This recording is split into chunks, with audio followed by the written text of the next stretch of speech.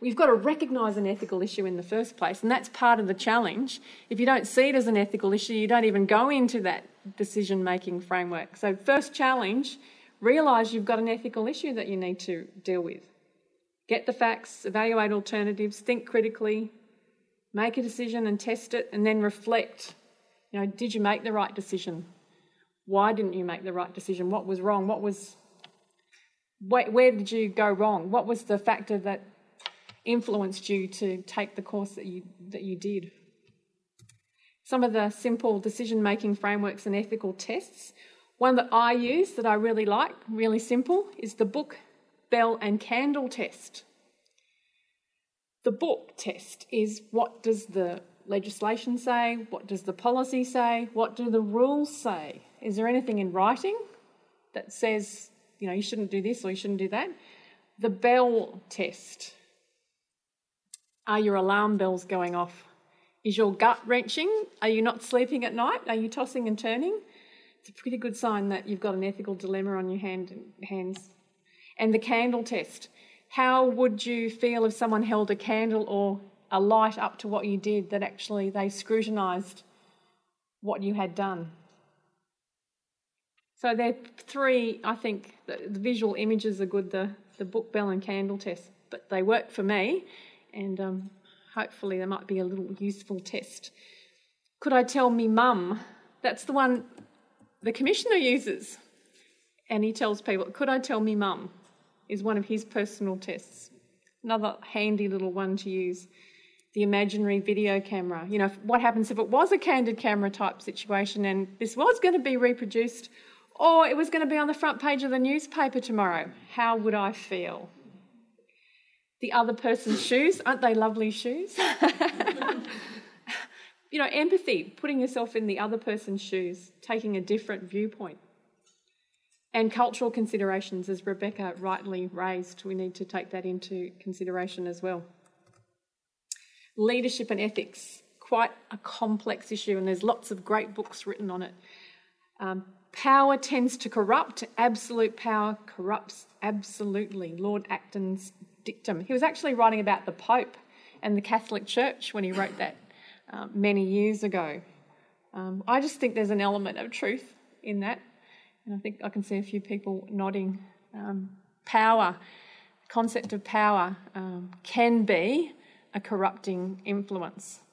So as leaders, we need to be extremely careful. And ego can come into it as well, a big player. Sometimes people get to positions of power and they seem to think they're untouchable, that they can do whatever they like.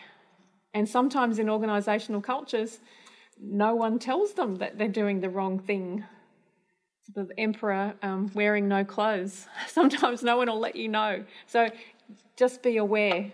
You certainly shouldn't surround yourself with yes people. I think it's good to have people that will bring you back down to earth and keep you grounded. Christine Nixon cited this next quote at the Australian Public Sector Anti-Corruption Conference in Brisbane a couple of weeks ago, and I tracked it down. And she was talking, I suppose, being a Chief Commissioner of Victoria Police. Rank does not confer privilege or give power, it imposes responsibility. To her, leadership was all about responsibility.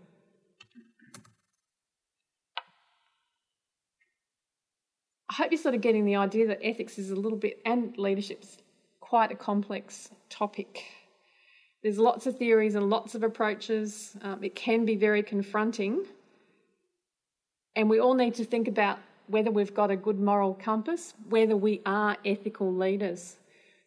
I was at a Women in Policing conference a week or two ago, and someone said, I don't believe there's no such thing as an ethical leader.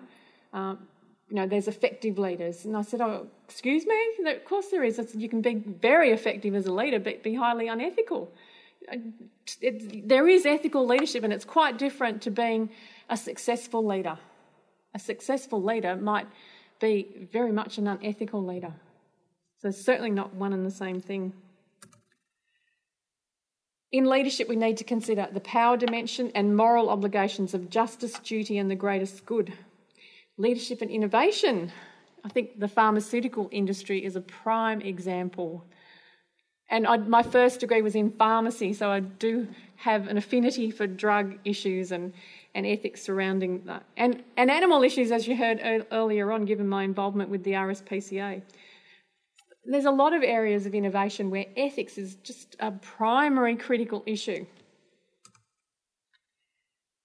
Think of some of the things as innovators and entrepreneurs that you need to keep in the forefront of your mind.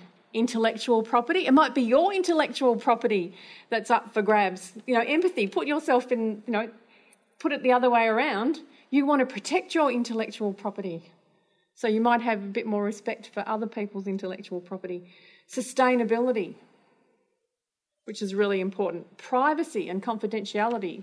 How is that going to impact on your stakeholders? Occupational health and safety, a really big issue, for instance, in the mining industry. Because there are risks involved. They're just some of the issues.